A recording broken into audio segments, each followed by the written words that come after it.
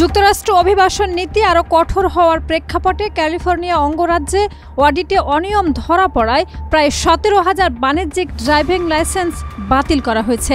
অডিটে দেখা যায় এসব লাইসেন্সের বড় একটি অংশ এমন সব অভিবাসীদের দেওয়া হয়েছিল যাদের এখন আর যুক্তরাষ্ট্রে বৈধভাবে থাকার অনুমতি নেই।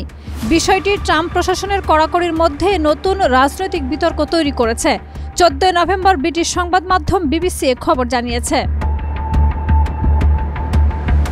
মার্কিন পরিবহন বিভাগ জানায় ক্যালিফোর্নিয়ার কর্মকর্তারা নিশ্চিত করেছেন যে লাইসেন্সগুলো অবৈধভাবে এমন বিদেশি ড্রাইভারদের দেওয়া হয়েছিল যাদের তারা ঝুঁকিপূর্ণ হিসেবে চিহ্নিত করেছেন।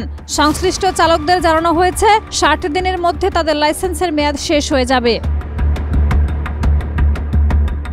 গত আগস্টে বৈধ কাগজপত্রবিহীন এক ট্রাক চালক ফ্লোরিডায় ট্রাক চাপায় 3 জনকে হত্যা করলে বিষয়টি আরও আলোচনায় আসে। এরপর থেকেই ট্রাম্প প্রশাসন অনিয়মিত অভিবাসীদের বাণিজ্যিক যানবাহন চালনা ঠেকাতে পদক্ষেপ আরও কঠোর করেছে।